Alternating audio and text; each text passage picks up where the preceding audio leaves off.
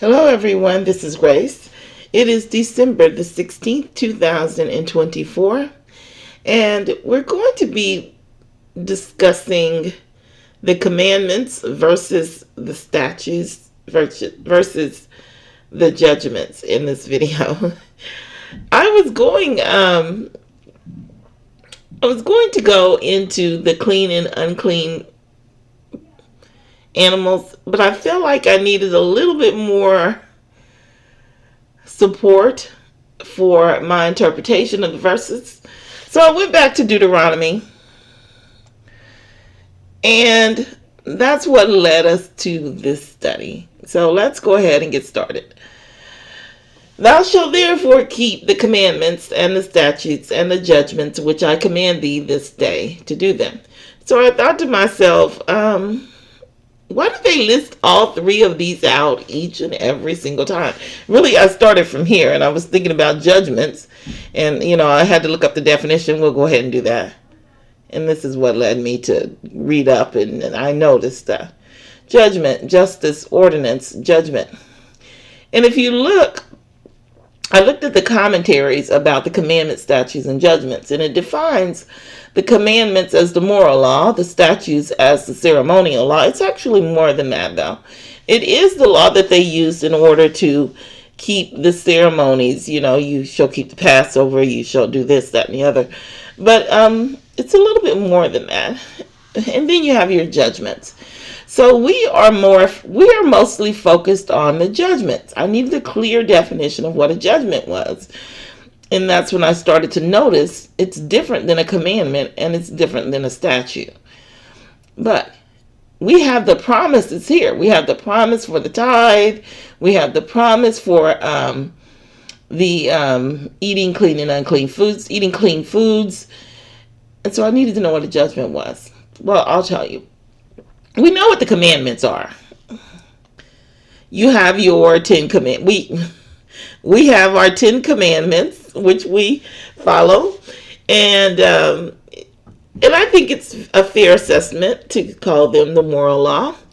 Then you have your statutes. Your statutes tells you the difference between the statutes and the judgments are this. Statutes can be kept by everyone. You can do those. Those can be a law, but they're not part of the moral law. They are things that you do in order to maybe keep. It can be additional laws. It can be things that you do in order to enforce a commandment or something like that. But it's a law. It's just a law that's not considered a commandment. A judgment, however, always requires a judgment between right and wrong. It can't be a law because it doesn't. You can say it's a law, but it's only a law under certain circumstances. You always must make a decision between right and wrong. And I needed something like that in order to do the clean and unclean foods, because you are supposed to use your judgment when determining what is a clean and what is an unclean food. It's not concrete as people tell you it is. This is just not true. So let's go ahead and look at our scriptures. Oh, well, let's read this one first. Thou shalt therefore keep the commandments and the statutes and the judgments which I command thee this day. Then it starts off, wherefore it shall come to pass, if ye hearken to these judgments, and keep and do them, that the Lord thy God shall keep thee the covenant and the mercy, keep unto thee the covenant and the mercy which he sware unto thy fathers. And then, of course, it goes into the promises. First the tithe, and then the promise for the clean and unclean foods.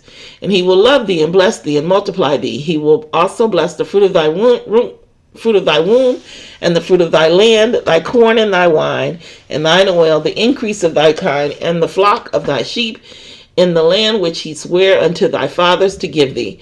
And thou shalt be blessed above all people. There shall not be a male or female barren among you, or among your cattle, that would be if you're healthy, and that would be part of the clean and unclean foods blessing. And the Lord shall take away from thee all sickness, that's clean and unclean food as well, and will put none of the evil diseases of Egypt which thou knowest upon thee, but will lay them upon all them that hate thee. So you have the promises.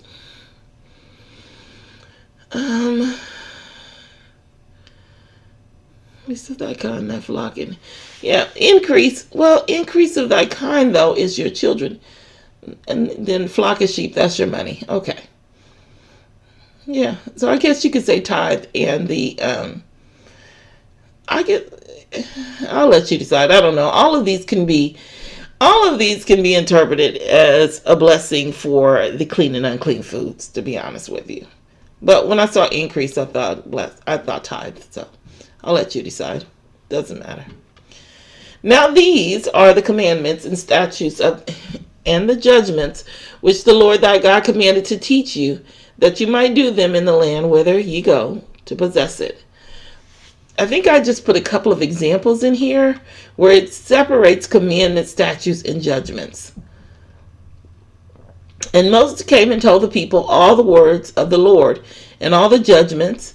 And all the people answered with one voice and said, all the words which the Lord has said, we will do. The words are the commandments. It says it in the next verse. I'll show you. And God spake all these words, saying, and then it gives you the 10 commandments. Thou shalt not have no other gods. Thou shalt not make unto thee any graven images. Thou shalt not bow down thyself to them, nor serve them. So those are the words are called the commandments. Then shalt thou prosper if thou takest heed to fulfill the statutes and judgments which the Lord charged Moses with concerning Israel. Be strong and of good courage. Dread not, nor be dismayed. Then the congregation shall judge between... Okay, so we're looking at judgments here. Then the congregation shall judge between the slayer and the revenger of blood according to these judgments. So it tells you how to judge, what's right. It tells you to judge between the slayer and the revenger of blood, the person who killed a man, if it was by accident or if it was intentional, and the revenger of blood according to what? The judgments. This is how you know what's right and what's wrong. But it always requires a judgment, just as determining a clean and unclean food. It's not concrete. It's not. And it was never meant to be. It just got separated when they were mixing up the books. It got separated from the promise. And so I don't know. It's written differently. That's how I saw it. It's not written as the commandments are written. It's not written with a promise. I don't remember the details that stood out to me, so I wasn't really sure if I got it right when I interpreted it to you in the previous video. But I know that the way that I saw it, it was complete. It was written. It was like night and day. It was completely different. I just can't recall what stood out to me, so I don't know if I got it. I don't know if I interpreted it to you as clearly as I wanted to. That's this video. This day the Lord thy God hath commanded thee to do these statutes and judgments. Thou shalt therefore keep and do them with all thine heart and with all thine soul. I don't know why I put this in here, to be honest with you. I had a reason for it, but I did these videos. I got caught up on a video that I wanted to do, but I couldn't figure it out. So it just ended up postponing these videos. This one and the one before. Thou shalt therefore keep the commandments and the statutes and the judgments. Okay, well, I just didn't have a lot of examples in there, I guess. What it was I originally was going to go into Malachi, and because I couldn't really remember, I had to take that out. But we'll do Malachi separate. where it says, Malachi, it says, will a man rob God? We'll have to do that separate because I couldn't remember it anymore.